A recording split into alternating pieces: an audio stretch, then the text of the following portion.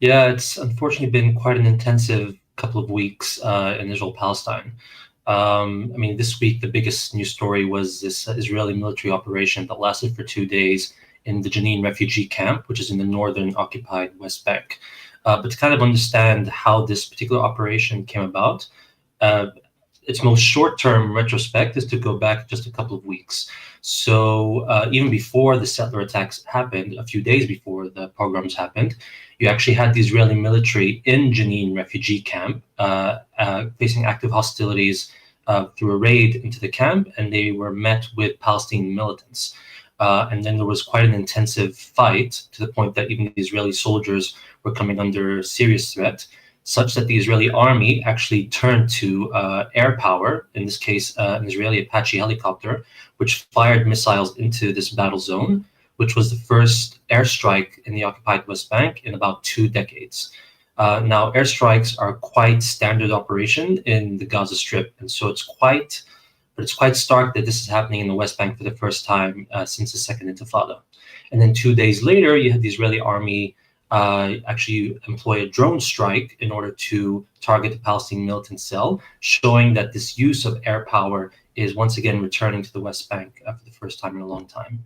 A few days after that, after there was a shooting attack in an Israeli settlement which killed 4 Israelis, you then had this several days of hundreds of Israeli settlers descending upon Palestinian villages, burning homes, burning cars, attacking Palestinian residents at will. At least one person, I think, was killed, and quite many wounded. And basically, all of this eventually culminated into the operation that we saw this week, a combination of the Israeli army being quite taken aback by the confrontations that they saw in the Jenin camp, and by the settler push to kind of instill their authority over the occupied West Bank, and such that the Israeli army decided to insert itself into the camp through this ground invasion with aerial assaults, leading to massive destruction and displacement. So this operation isn't happening in a vacuum. It's actually and this itself is part of a longer culmination of an operation in Jenin that's been going on for a year and a half, as well as cities like Nablus and others. But this is the important kind of immediate context to understand how we got to this particular event. Let's play this clip here. This is from Al Jazeera English. They got this video of bulldozers being driven by Israeli forces into Jenin, the refugee camp there, and we can talk a little bit about the significance of Jenin in a second. But this is some of the footage of homes just being demolished, communal spaces being destroyed by Israeli forces because they essentially got the green light for the settler colonial effort. I'll keep saying it by the Israeli courts.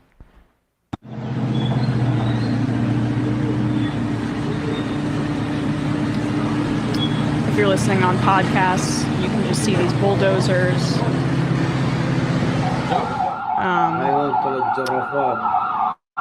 pushing aside massive amounts of rubble in Jenin.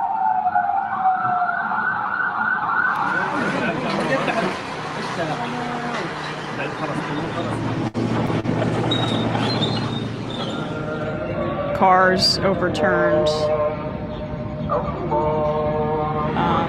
Just incredible amounts of destruction of a community. I think we got but I just wanted to show some of the images there because obviously these were communities. This is places that people lived, and this could be your hometown, right? And I just essentially what happened here is that Israel just said, well, then that's ours now. And when you see that kind of image, it just shows how the idea that this is a defensive operation in any capacity is so insane. Yeah. I mean, this is the kind of the cruel irony of life in the occupied territories. So cities like Jenin and Nablus in the West Bank are theoretically supposed to be under the governance of the Palestinian Authority, according to the Oslo Accords. So in theory, it is the PA that is supposed to be in charge of like security and law enforcement and provision of needs, etc. But what's been the case under the provisions of Oslo and what we've seen in practice is that the Israeli army can go into Area A as it pleases.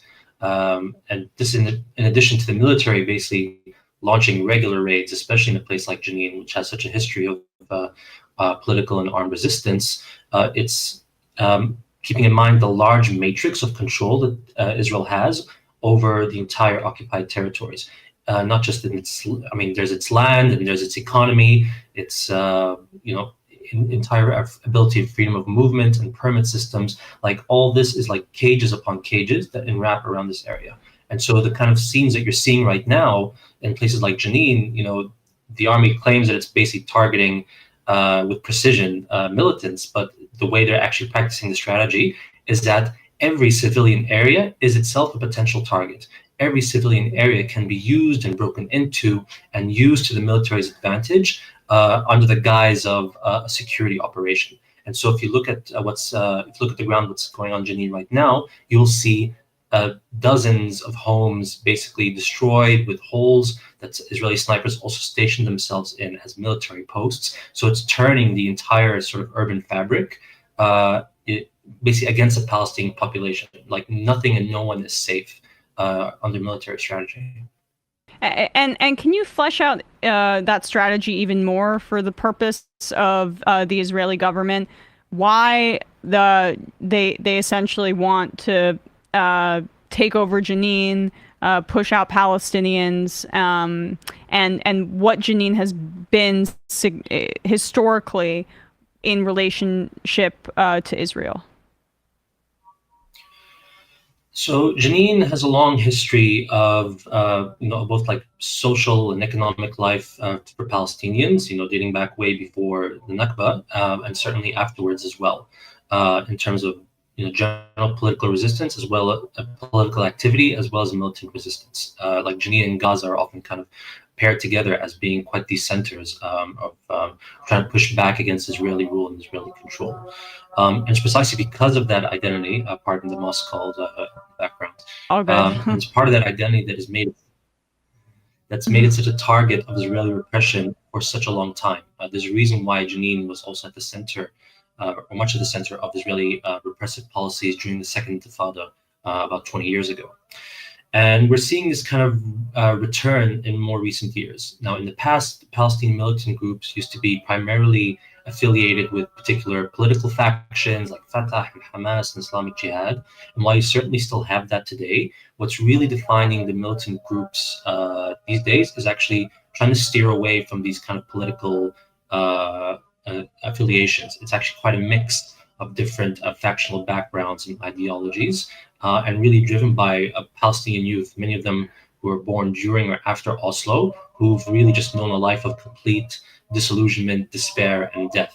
With the promise of Oslo and the promise of any sort of freedom and liberty is completely destroyed by the entrenchment of the occupation and the entrenchment of the system of apartheid. So these kind of militant groups have really posed a huge sort of problem for the Israeli authorities, in that there's no real political target to go to, and all they can do and rely on is this doctrine which they've applied, especially in the Gaza Strip, which they kind of euphemistically call mowing the lawn or mowing the grass. And the underlying principle of this idea is that there is no real solution to eradicate Palestinian resistance, no matter how hard we try and no matter how hard we beat Palestinians. And so the idea of mowing the grass is that we undercut their capacity, we assassinate some of their militants in an almost cyclical pattern, and then we'll be back the next time and the next time and the next time. And this is most closely associated with Gaza, and is manifested in many respects across the territories. But in Jenin, we saw that being played out in full force. It is just about undercutting that capacity for a little bit, but the raids are going to continue. The military control is going to continue. The targeting of any kind of political activity is going to continue. So this is the doctrine that's really playing out. And I would just highlight in particular, there's a reason why I keep mentioning this doctrine, how it's played out in Gaza, because there's often an exceptionalization of what's happening in the Gaza Strip, separate from the West Bank or the rest of Israel-Palestine. But what we're seeing in Jenin is the way that apartheid itself operates as a kind of multi-leveled or almost like a spectrum of institutions and methodologies, which are rooted in the same agenda of complete domination for Jewish Israelis and complete subjugation for Palestinians. And now the Israelis are trying to enact that even further, or to escalate those levels in places in the West Bank for the first time in quite a number of years.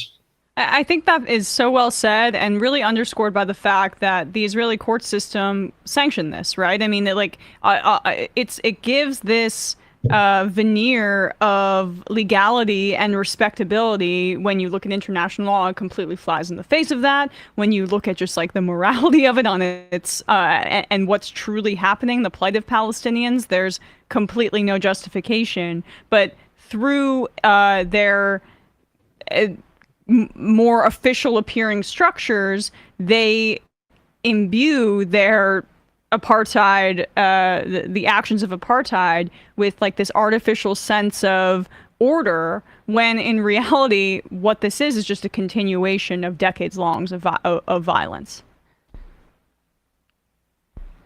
Absolutely. And here I want to quote actually a colleague, Lara Friedman from the Foundation for Middle East Peace, who really sums this up very well, in that there's a difference between rule of law and rule by law. And the way that Israeli domination and oppression operates is very much wrapped in systems of law, that there are court systems, there's legislation, there are complex legalistic institutions that are meant to justify and enable and make it appear as if there's that there's a process to to doing all this. And especially the idea that if Palestinians have a grievance, that they can even go to the Israeli courts, or particularly the Supreme Court, in order to defend their rights. But all this, in the end, is just a complex machination that, in the end, still achieves the same objective. Whether the military goes in and completes an objective in 2 days, or if Israeli court process stretches it out to 10 days, but to stretch it out to 10 years, to displace a Palestinian village, or to evict Palestinian residents, or to legitimize a certain kind of military policy, including targeted assassinations, to confiscate and land in any form. The list goes on and on and on. And the Supreme Court, especially, has been a prime rubber stamp for anything from segregation to police brutality and lack of accountability. Even just today, for example. I don't know if some listeners might have heard that 3 years ago there was a young Palestinian autistic man in Jerusalem, Iyad al-Hallaq, who was killed by a border police officer in Jerusalem. And basically 3 years later, as of today, the Jerusalem District Court basically acquitted the officer and said that he made an honest mistake, quote unquote, in confusing Iyad as a terrorist instead of a man with a disability who was actually on his way to a school or for lessons, and that he was even accompanied by someone who was there screaming at the police officer that he's a disabled young man and that not to shoot. And the police commissioner welcomed the verdict. The border police commander welcomed the verdict. The national security minister, Itamar Ben-Gvir, welcomed it. And so this is the political, legal, and military system, all coalescing around that same agenda, supporting one another as much as possible. And in the end, Palestinians, even one of the most innocent people you can think of, is also basically, free to be killed with complete impunity.